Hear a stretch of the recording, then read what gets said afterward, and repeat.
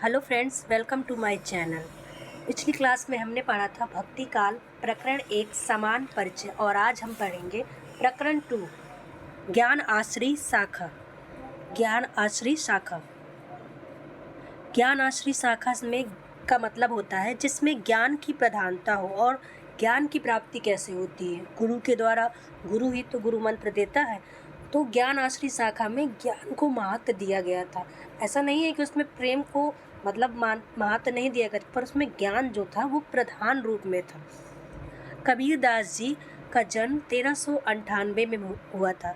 काशी में स्वामी रामानंद जी का एक भक्त ब्राह्मण था जिसकी किसी विधवा कन्या को स्वामी जी ने पुत्रवती होने का आशीर्वाद भूल से दे दिया था और जिससे उसे एक पुत्र की प्राप्ति हो गई, जिसे वह लहर तारा तालाब के किनारे फेंक आई। ऐसा माना जाता है, जब आप और आलोचकों को पढ़ेंगे, कि जो शुक्ल जी हैं वो अपने संस्कारों से मुक्त नहीं हो पाए, इसीलिए उन्होंने इस किंवदंती को इसमें जोड़ दिया ब्राह्मण शब्द से। पर कबीरदास जी जुल्हा थे। अली या नीरू नाम का एक जुल्हा उस बालक को अपने घर उठा ले आया और उसको पालन पोषण करने लगे। यही बालक आगे चलकर कबीरदास जी हुआ। कबीर का जन्म काल जेठ सुदी पूर्णिमा सोमवार विक्रम संवत 1456 माना जाता है। कबीरदास जी के दो गुरुओं का नाम यहाँ पर आता है, गुरु रामानंद जी और मुसलमान फकीर शेख तकी।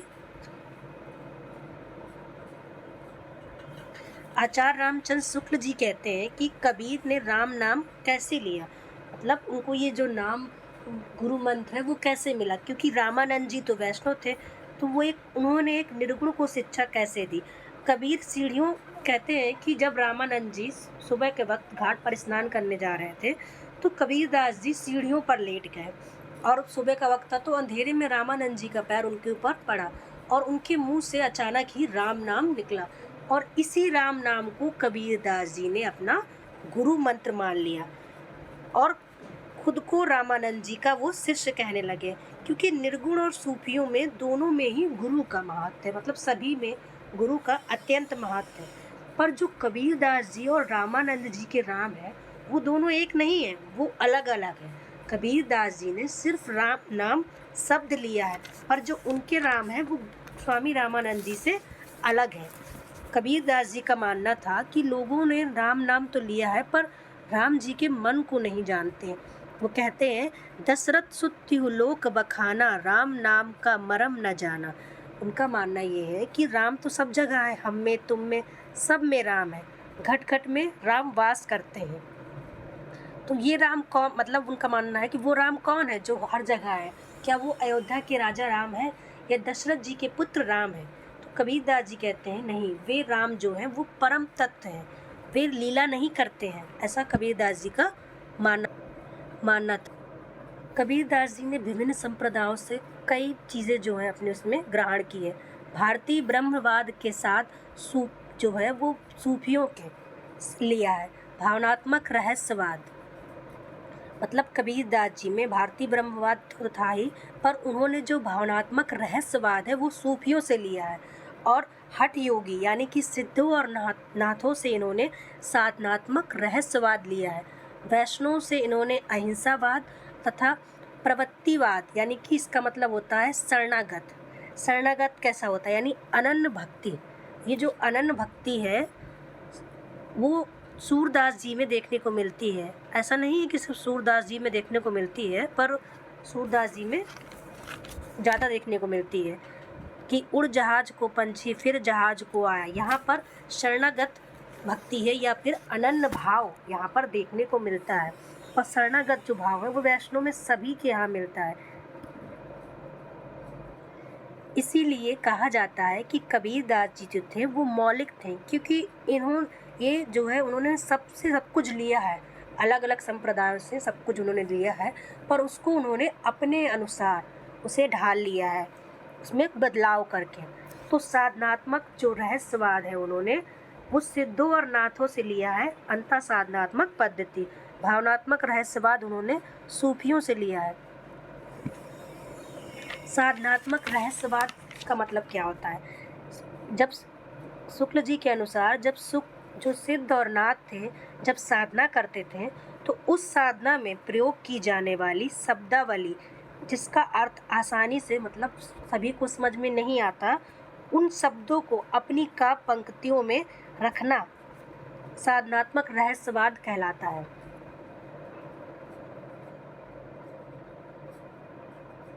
भावनात्मक रहस्यवाद ये जो है सूफियों में पाया जाता है। जैसे इसमें दर्शाया गया है पति पत्नी या प्रेमी प्रेमिका के रूप में। जैसे कबीर दास जी कहते हैं कि दुल्हनी गावे मंगलाचार, राजा राम घर आए भरतार। तो सूफियों में जो है वो भावनात्मक रहस्यवाद यानी प्रेम का महत्व है। और ये प्रेम और जो भावनात्मक रहस्यवाद है, ये सब उन्होंने सूफियों से ग्रहण किया है। लेकिन सिद्धों में जो है वो ज्ञान का महत्व है। शुक्ल जी हठ योगियों के साधनात्मक रहस्यवाद के कुछ सांकेतिक शब्द थे, जैसे चंद, सूर, नाद, बिंदु, अमृत, आधा कुआं को लेकर अद्भुत रूपक बांधे गए, जो जन समान की बुद्धि पर पूरी तरह आतंक जमाते हैं।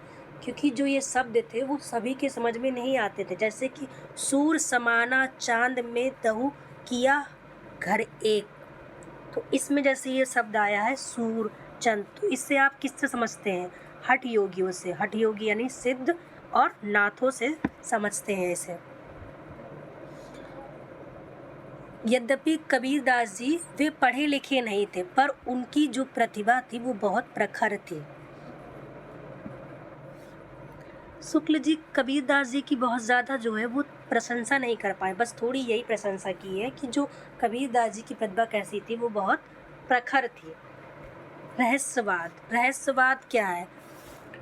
रहस्यवाद साहित्य में रहस्यवाद जिसके बारे में हम जानते नहीं हैं या अभी जान नहीं पाए, वह परम तत्व, परम सत्ता या वह अलौकिक सत्ता को रहस्यवाद कहा गया। रहस्यवाद का साहित्य में जो प्रयोग है वह मुख्य रूप से अलौकिक सत्ता के लिए लगाया जाता है, अलौकिक सत्ता के लिए प्रयोग किया जाता है। और वह जो अलौकिक सत्ता है वह अमूर्त है, दिखाई नहीं देती, छू नहीं सकते उसे। तो छायावादी कवियों और बाकियों कवियों ने इस अलौकिक सत्ता के लिए, उसे प्राप्त करने के लिए उस अमूर्त सत्ता को एक रूप दिया, यानी उस अलौकिक सत्ता को उन्होंने मूर्त बना दिया। और उसे मूर्त बनाने के लिए उससे कोई आलम्बन या कोई रूप दे दिया। छायावाद कवियों ने तो इसके लिए अपनी प्रेमिका का नाम या मतलब प्रेमिका का रूप दिया है, और कबीर ने भी यही किया है। उन्होंने सूफियों से भी उन्होंने इसी तरह का रूप मिलता है।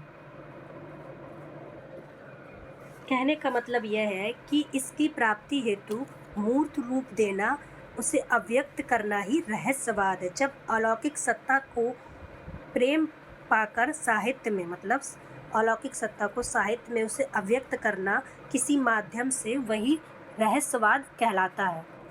और इसे प्रकट करने के लिए उन्होंने प्रतीकों और या बिंबों का प्रयोग किया है। तो रहस्यवाद किसे कहते हैं? अलौकिक सत्ता, अमूर्त, जो प्राप्त करने के लिए उसको काव्य में मूर्त रूप देना। जिस प्रकार कुछ वैष्णवों में मधुर भाव से उपासना प्रचलित हुई, मधुर भाव से यहाँ तात्पर्य वही है, पति पत्नी का भाव। सूफियों में ईश्वर जो है वो माशूक के रूप में या सर्वव्यापी प्रीतम के रूप में मानकर उसे हृदय से उजागर से प्रदर्शित करने की प्रथा थी। तो जो सूफी थे उन्होंने जो है परमात्मा को, वो उसको स्त्री रूप में मानते थे, परमात्मा को उसको अव्यक्त करने के लिए। जो संत थे उसे पुरुष रूप में। सूफियों में जैसे पद्मावती को मानकर जो है जायसी ने इसका वर्णन किया है। और संतों में जैसे इसी प्रकार पुरुष रूप में, जैसे कबीर दास जी ने वर्णन किया है कि राजा राम आए भरतार। कबीर दास जी की मृत्यु जो है वो संवत 1575 में मगहर में हुई। लगभग 120 वर्ष की आयु, शुक्ल जी के अनुसार कबीर दास जी की आयु लगभग 120 वर्ष की थी। तो कबीर दास जी की मृत्यु मगहर में हुई, तो क्यों वो मगहर में उन्होंने अपना शरीर त्यागा? ऐसी किंवदंती है कि कहा जाता है कि बाकी लोग कहते थे कि जिसकी मृत्यु काशी में होती है उसे स्वर्ग की प्राप्ति होती है, और जिसकी मृत्यु मगहर में होती है उसे नर्क की प्राप्ति होती है। तो कबीरदास जी ने कहा कि मैं स्वर्ग नहीं जाऊँगा, नर्क ही जाऊँगा। इसीलिए मतलब इस अंधविश्वास को तोड़ने के लिए कबीरदास जी जीवन भर काशी में ही रहे, पर जब उनका अंतिम समय आया तो वो मगहर चले गए और वहीं पर उन्होंने शरीर त्यागा और उनकी समाधि जो है वो आज भी मगहर में बनी हुई है। तो कबीरदास जी और बाकी लोगों में यही अंतर है। कबीरदास जी ने जो कहा वो किया। बाकी लोगों के बारे में ये जानकारी नहीं है कि उन्होंने जो कहा वो किया या नहीं किया, पर कबीरदास जी जो कहते थे वो करते थे। इसीलिए वो जो है अपने जीवन के अंतिम समय में मगहर चले गए कि लोगों के मन से ये अंधविश्वास दूर करने से कि ऐसा नहीं होता कि एक स्थान पर मृत्यु होने से स्वर्ग और एक स्थान पर मृत्यु होने से नर्क मिलेगा। इसको तोड़ने के लिए उन्होंने कबीरदास जी कहते थे कि अपना घर जारो, यानी कि पहले उनका मानना था कि आपको अगर शुरुआत करनी है किसी चीज़ की तो उसकी शुरुआत खुद से कीजिए। उनका मतलब था आप पहले खुद में सुधार कीजिए, खुद के अंधविश्वासों आडंबर को दूर कीजिए। यानी कि जो चीज़ आप खुद नहीं अपना सकते उसका आप उपदेश दूसरों को कैसे दे सकते हैं कि वो, और ये आप कैसे मान सकते हैं कि कोई आपकी बात मानकर वैसा करे। अगर आप वैसा नहीं करते हैं, उनका मानना था कि आप जैसा कहिए वैसा कीजिए। मतलब जो है कबीरदास जी बाकियों की तरह सिर्फ उपदेश नहीं देते थे, वो जो कहते थे वो उसे करते भी थे। और यही कबीरदास जी और बाकियों में अंतर। कबीर की वाणी का संग्रह जो है वो उनके शिष्य धर्मदास ने किया था लगभग संवत 1521 में। और इसमें जो है उन्होंने बीजक का मतलब होता है बीज। बीजक को उन्होंने 3 भाग में किया था, रामायणी, शबद और साखी। तो 3 भाग मतलब कि उन्होंने विषय और भाषा शैली को लेकर इसके 3 अलग अलग भाग किए थे।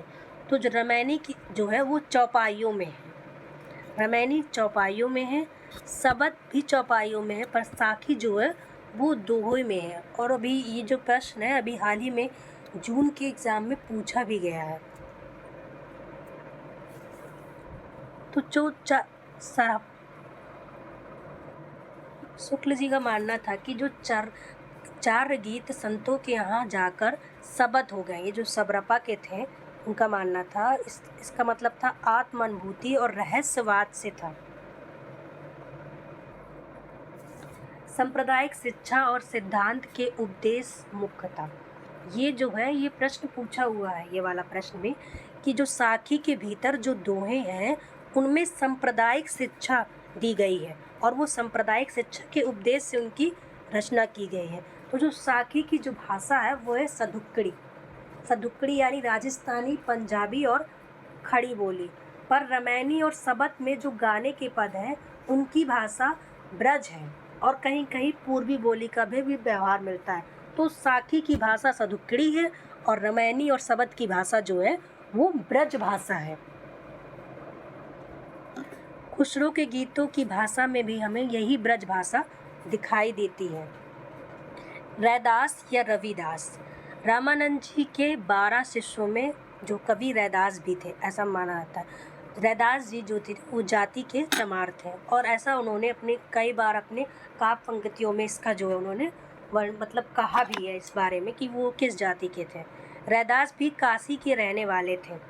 रैदास जी का नाम धन्ना और मीराबाई बड़े आदर के साथ लेती थी, क्योंकि जो मीराबाई हैं वो और धन्ना उन्हें एक प्रकार से गुरु मानते थे। हालांकि रैदास जो थे वो जाति के चमार थे, पर इससे मतलब कोई लेना देना नहीं था, क्योंकि महत्व जो है वो व्यक्ति के ज्ञान का होता है, उसकी जाति या धर्म से नहीं होता है। इसीलिए मीराबाई जो है उनका बहुत आदर करती थी।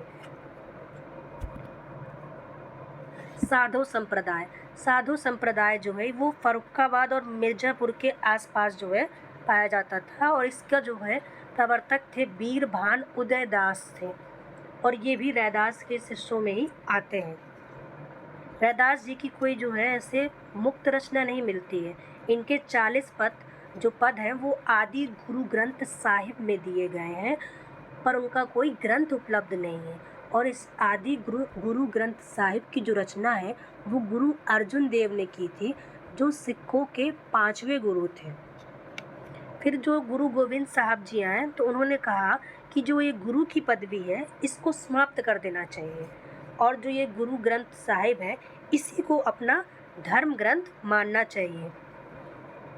धर्मदास जी, धर्मदास जी जो कबीरदास जी के शिष्य हैं और जिन्होंने रचना उनके जो वाणी संग्रह को जो है रचना की है उन्होंने, ये बांधवगढ़ के थे, बांधवगढ़ के बनिए। बांधवगढ़ जो है वो मध्य प्रदेश में पाया जाता है और इन्होंने ऐसा कहा जाता है कि कबीर का शिष्य बनने के लिए अपनी सारी संपत्ति, मतलब ये बहुत रईस थे तो इन्होंने अपनी सारी संपत्ति सिर्फ इसलिए लुटा दी कि वो कबीरदास जी के शिष्य बन सके। गुरु नानक का जन्म संवत जो है 1526 में कार्तिक पूर्णिमा के दिन तिलवाड़ी ग्राम जिला लाहौर में हुआ था। इनके पिता का नाम जो था वो कालू चंद खत्री और माता का नाम तृप्ता था। और ये एग्ज़ाम में पूछा भी गया है कि गुरु नानक जी की माता का क्या नाम था। संवत 1545 में इनका विवाह सुलक्षणी से हुआ और इनके 2 पुत्र हुए, श्रीचंद और लक्ष्मीचंद। और श्रीचंद जी ये वही श्रीचंद है जिन्होंने उदासी संप्रदाय के जो प्रवर्तक कहे जाते हैं। दादू दयाल, इनका जन्म 1544 ई में अहमदाबाद में हुआ। दादू कबीर मार्ग के ही अनुयायी हैं पर इनका एक अलग पंथ दादू पंथ के नाम से प्रसिद्ध है। दादू 14 वर्ष तक आमेर में रहे और संवत 1659 में ये नारायणा में जयपुर से लगभग 20 कोस दूर एक स्थान था, वहाँ चले गए और वहाँ से 3-4 कोस पर भराने की पहाड़ी पर ये रहे और वहीं पर इन्होंने संवत 1660 में इनकी मृत्यु हो गई। और ये जो है वो पूछा भी गया है कि ये जो भराने की पहाड़ी है वो किससे संबंधित है, तो ये जो है वो दादू दयाल जी से संबंधित है। और ये जो स्थान है यहाँ पर आज भी ये जो है वो दादू पंथियों का प्रधान अड्डा है और यहाँ पर आज भी दादू दयाल जी के जो कपड़े और इनकी पोथियाँ व सामान जो है वो आज भी सुरक्षित रखा हुआ है। और निर्गुण पंथियों के समान दादू पंथ जो लोग थे वो भी अपने को निरंजन निराकार का उपासक बताते थे, क्योंकि जो दादू दयाल जी हैं वो कबीरदास जी का ही अनुसरण करते हैं। और ये लोग न तिलक लगाते थे न कंठी पहनते थे जैसा कि कबीरदास जी करते थे, और साथ में एक सुमरनी रखते थे माला जपने वाली, और सतनाम कहकर अभिवादन कहते थे। जैसे आमतौर पर लोग नमस्कार या हेलो बोलते थे तो इनका एक ही शब्द था कि जब कोई इनसे कोई मिलता था तो ये सतनाम कहकर उनको जो है अभिवादन करते थे। सुंदरदास, सुंदरदास जी बनिए थे और ये दौसा के थे। इनका जन्म 1653 में हुआ था। इनके पिता का नाम परमानंद और माता का नाम सती था। जब ये 6 वर्ष के थे, सिर्फ 6 वर्ष की आयु में ये दादू दयाल जी के शिष्य हो गए। जब ये दादू दयाल जी के शिष्य हो गए तो दादू दयाल जी जहाँ भी जाते हर जगह इनको लेकर जाते। तो उनके कहने पर, दादू दयाल जी के कहने पर ये काशी गए और इन्होंने शिक्षा ग्रहण की। सुंदरदास जी जो थे वो सभी भक्तिकाली कवियों में सबसे ज़्यादा पढ़े लिखे कहे जाते हैं। निर्गुण पंथियों में यही एक ऐसे व्यक्ति हुए जिन्हें समुचित शिक्षा मिली।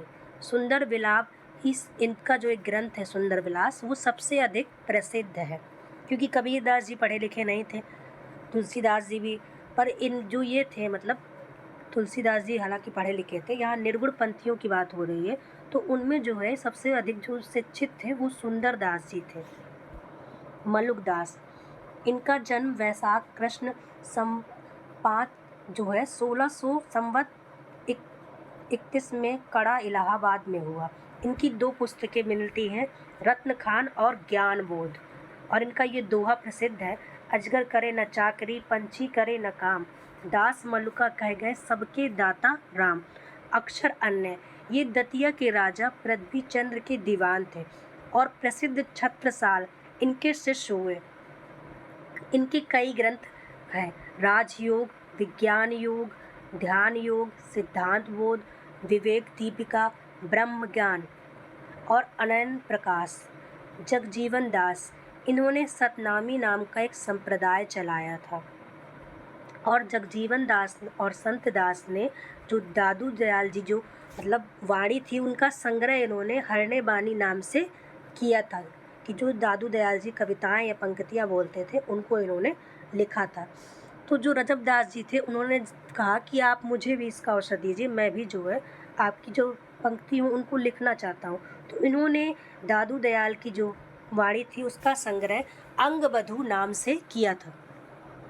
सुरती का अर्थ होता है आनंद का अनुभव और नृत्य का अर्थ होता है जगत प्रपंच से विरक्त। संतों को ये जो सुरती और नृत्य शब्द है वो बौद्ध सिद्धों से प्राप्त हुआ था। बौद्ध धर्म के अष्टांग मार्ग जिसमें सम्यक स्मृति वह दशा जिसमें क्षण क्षण पर मिटाने वाला ज्ञान स्थिर हो और उसकी श्रृंखला बन जाए। सम्यक समाधि सब वेदनाओं से परे हो जाना। ये शांत रस इसके प्रतिष्ठापक उदय भट्ट थे और इसका प्रयोग कामायनी में भी किया गया है। सुरती और नृत्य शब्द योगियों की वाणियों से आए हैं, यानी बौद्ध सिद्धों से इन्हें मिले हैं। वैष्णवों से भी उनका कोई संबंध नहीं है। ये शब्द जो है वो सिद्धों से मिले हुए हैं। आज का सेशन यहीं समाप्त होता है। Thank you for watching.